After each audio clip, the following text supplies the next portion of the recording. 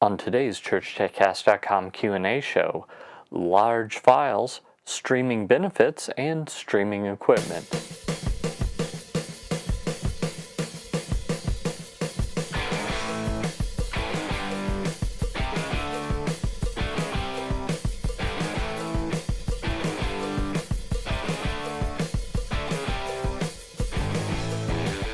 Hi, and welcome again to the ChurchTechCast.com Q&A show. This is the show where every week I answer your church tech questions. My name is Paul Allen Clifford. So, the first question comes to us from Kenneth Clapp on YouTube, who asks, in response to one of my ProPresenter 5 and 6 tutorials, how do you deal with the extremely large file sizes of ProRes 444 files? Great question. There's a couple of things at play here. First off, you should know that ProPresenter seems to play with them absolutely fine when I do this. Now, keep in mind, we're looking at a very simple file. It's text, moving, etc.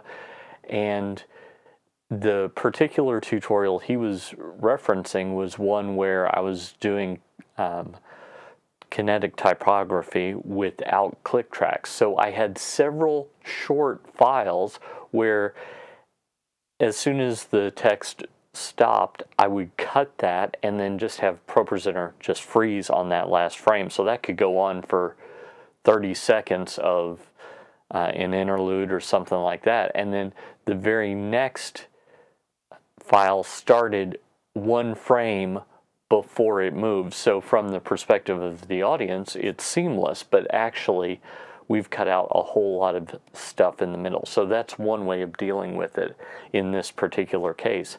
Another thing is that I really don't, we've used these on Mac Pros, we've used them on iMacs, and when I say Mac Pros, I don't mean the garbage can style, I mean the old tower style.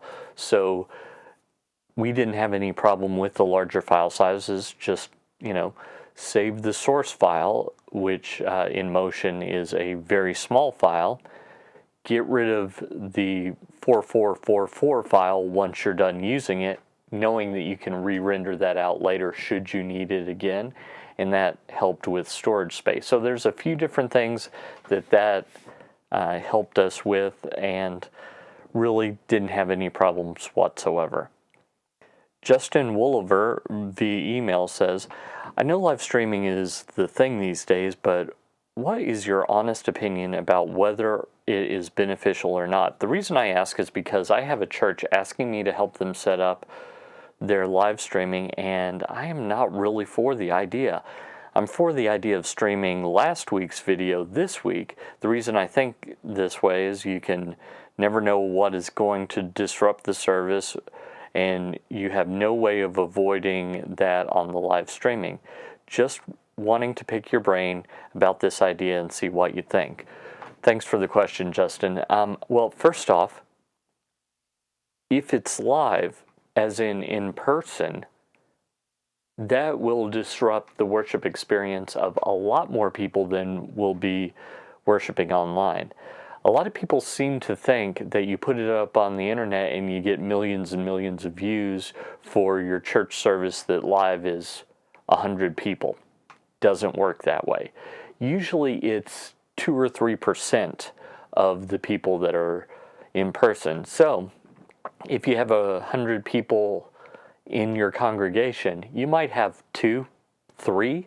So, and for the most part, those people are going to be people that already go to your church. So if they, if it's a mother who's home with a sick kid or someone who's deployed, etc., if you have just a few people like that are going through something that's preventing them from coming to church, you probably want them on task praying for it.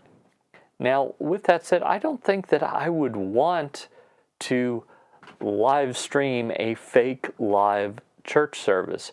First off, you've got a bit of a problem. When he originally sent me this question, he was asking basically the Sunday the week after Daylight Savings Time Sunday. So, actually, it's Daylight Saving Time, isn't it? Anyway, he asked then, and I said, well, if you delay it a week or 2 weeks, you're going to have all sorts of references in the service. Oh, I see that you guys woke up. The earlier service didn't. That kind of thing. And Christmas, Easter are even worse.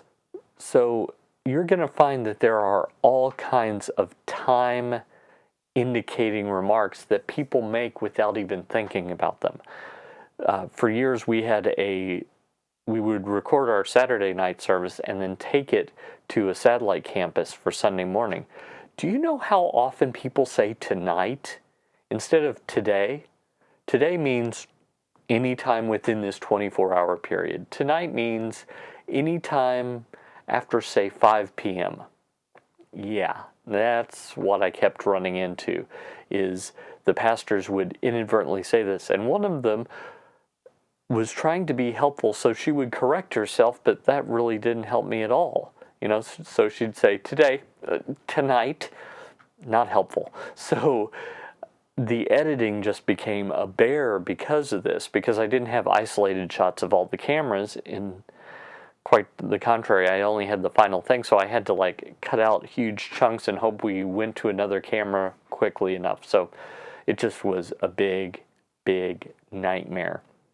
So I don't think that that's a good reason. Now, let's talk about good reasons to stream. Good reasons to stream include the fact that you've got people deployed with the military halfway around the world, and they can participate in service and then afterwards have a Skype call with their family and talk about what they experienced in church as if they were there. Do you see that? They can go to church with their family. Now, they're not actually there. It's not as good. I admit all of those things. But isn't it better than, oh yeah, I remember 2 weeks ago we did talk about that. Yeah, thanks for reminding me, Dad. Or, Mom, I don't know what you're talking. Oh yeah. Yeah, see, that's no good. So I really think that there is something to be said, and I really think that you're overthinking this. Live is going to have problems. It just is, and there's nothing wrong with that. In your life, you bumble over words from time to time. Sometimes you trip and fall, and you don't think, oh man, if only I could edit my life. Now that would be silly. Mistakes happen, and you just roll with them. So I just don't think it's anything to worry about. I think that's adding more worry than necessary. Do the best you can, and just don't worry about if anything crazy is going to happen. A few things will, but probably most of the things you're worried about are not going to happen at all. Okay, finally, XTNO on YouTube says, Sir, do you have any suggestions for equipment for streaming, microphone and capture camera? I've got 2 lines combined for almost 2 megabits up. Yeah, I know it's quite little, but combining a 3rd line later. Okay, so starting with 2 megabits up, we're looking at 360p, maybe a low-end 720p, depending on how you set your settings. So what I would do is I would start, depends on your budget, but if it were me and I didn't have a lot of budget, which what I'm going to recommend to you, I have, and I am me, and I don't have a lot of budget. So I started with the Canon Vixia camera. That can come out HDMI, and then I can go into a capture device, but not a capture card. So I think of like an encoding device like a Teradek Video or the church streamer from churchstreaming.tv, which is set up to go with their service, but it's not locked to their service. So those 2 devices are great.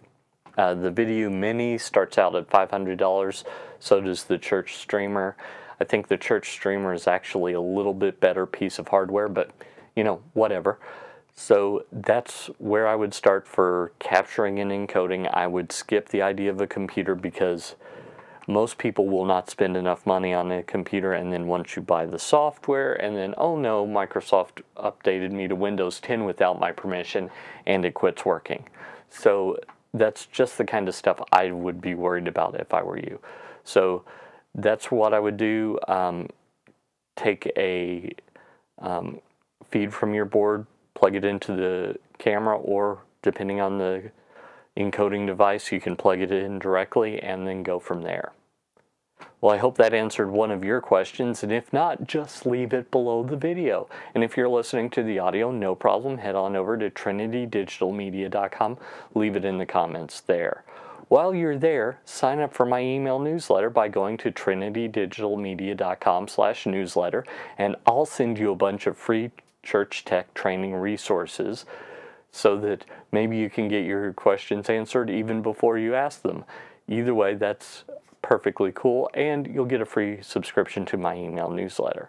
Until next time, this is Paul Allen Clifford with trinitydigitalmedia.com. Go out and change eternity.